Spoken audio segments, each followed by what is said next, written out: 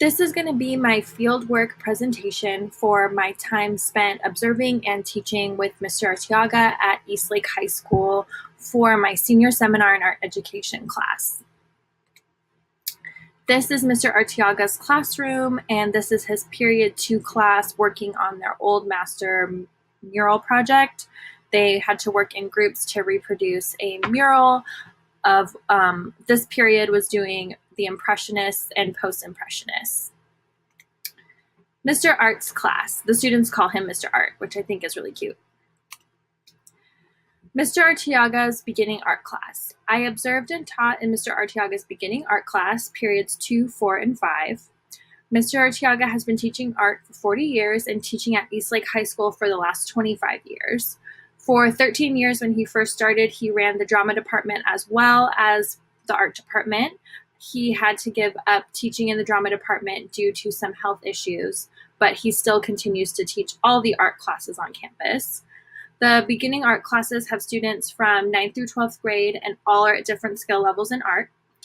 Mr. Arteaga is currently the only art teacher on campus, so all the students who take art classes take his classes. He does beginning art. He has an advanced class as well as an AP class. Mr. Art's classroom. Mr. Arteaga's classroom is full of color and posters on the wall depicting the works of old masters and the elements and principles of art. I really like how his classroom is set up. There is a lot of room for the students to work, but also a lot for them to look at and get inspired by. Students sit at desks in groups of 4. Mr. Arteaga recently got a big upgrade to his classroom when he was able to purchase new drawing desks. They brighten the space and enhance students' drawing and art making experience. These desks pop up so the students have a proper angle when drawing. So they're really lovely, and I can tell that the students really like working with them, and they feel good knowing that they have nice new professional materials. Students also have personal cubbies that are organized by class period. Students may keep their art supplies and works in progress in these cubbies. Mr. Arteaga's student populations. Mr. Arteaga has students from 9th through 12th grades in all of his classes except for the advanced and AP. They would be 10th grade through senior in those classes. Students have a range of learning styles and needs, from gifted and talented, students with physical disabilities, students with learning disabilities, English language learners, and students who have IEPs and 504s for other reasons. There's a big mix in the art classroom. He even has some students that have pretty severe learning disabilities, but everybody works together in the beginning art class. Students are involved in a range of activities and AP classes outside of Mr. Arteaga's class, which I found at times can interrupt class time. Teaching during my fieldwork. Here is a photo of me helping students get their supplies for the Old Masters mural project. I helped them to determine how much they would need for their mural and what dimension they should be making their project to. This is a photo of me helping students to draw out their grid and copy their old master work. There was a lot of math involved in this because the dimensions of their reference photo didn't exactly match the dimensions of the mural paper. So we had to do a little bit of guesswork, a little bit of fudging, and a little bit of filling in the blanks or extrapolating the picture, which was good practice for them. They had to kind of envision and go further. Luckily, they were doing impressionist paintings, so they were able to kind of fudge things a little bit. There is a class doing pop art, and I definitely know that they're going to have some struggling because there is a lot of accuracy in pop art. But the impressionist class, they were able to kind of fudge things a little bit more and creatively problem solve. I helped during 3 projects during my time in Mr. Arteaga's class, 4 with the Old Master mural, but our time ended before I got to see that project come to fruition. So these are the 3 projects that I helped out with the most. So the first one was the oil pastel landscape. And during this project, I helped students make artistic decisions regarding improvising areas outside their reference photo, gave students feedback on their oil pastel technique, reminding them to exhibit the necessary techniques of stippling, blending, scumbling, and sgraffito. And I ensured that students were staying on task during class time. Here's some examples of the oil pastel landscapes that came out really well. These are all from students in the class, and they're all different.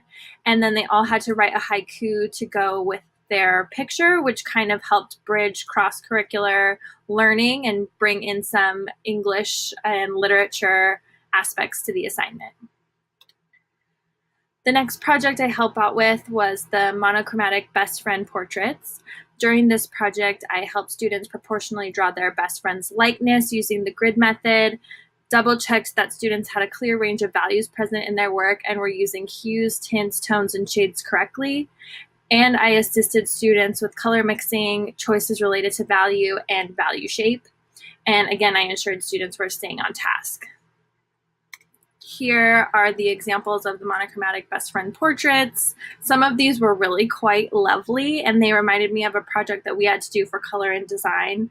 So definitely students are learning some advanced techniques in color mixing here.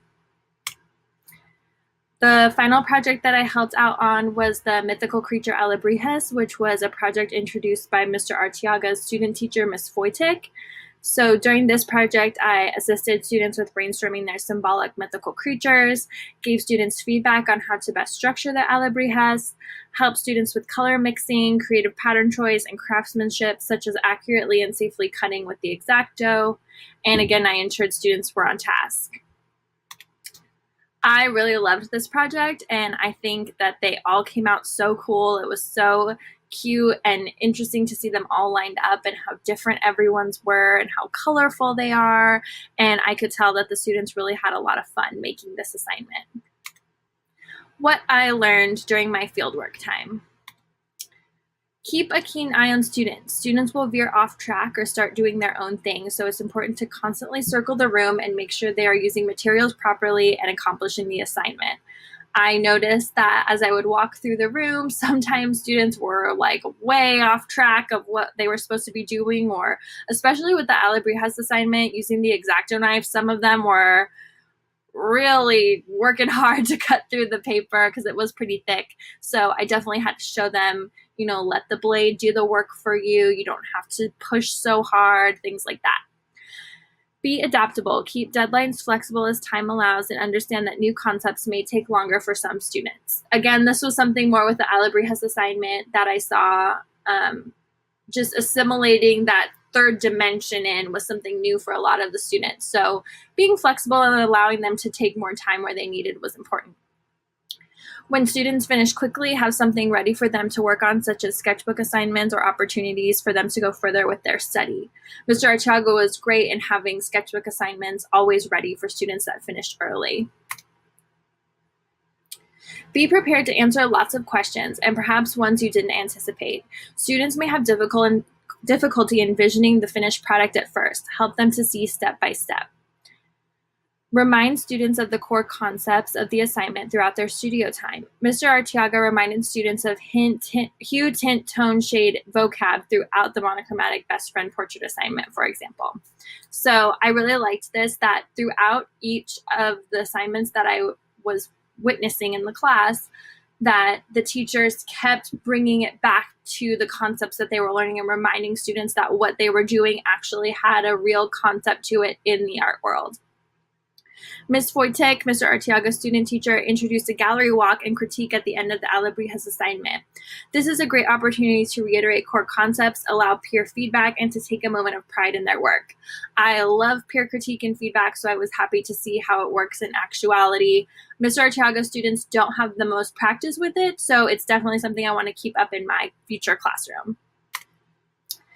Don't take time away for interruptions. I was shocked at how many interruptions Mr. Artiaga had in every class. He always finished what he was saying or his instruction before turning his attention to the interruption. Class time is the priority.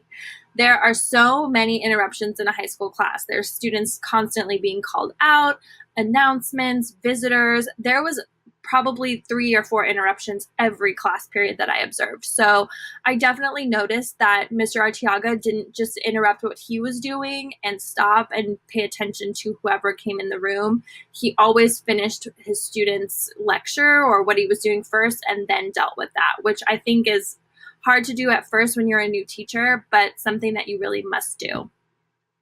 Get to know students and accommodate or modify the lesson as needed. Especially when grading, keep in mind what the student can do and if they were staying on task and trying their best during studio time. Mr. Archiaga definitely explained this to me a lot when we were going through grading for the landscape assignment. And he kind of, although there's a rubric and a scale, he tweaks it a little bit for each student. Have fun with the students. Play music during studio time, allow for chatting with one another, make it a relaxed environment that inspires students to create. I definitely noticed the students having fun. They're building relationships with each other, but they're also learning together. Obviously, classroom management is important and it's definitely not a free-for-all, but there is a relaxed atmosphere in an art class that lends itself well to creation. Thank you, Mr. Archiaga, for another great semester of fieldwork and learning. There's Mr. Archiaga working with some students right there.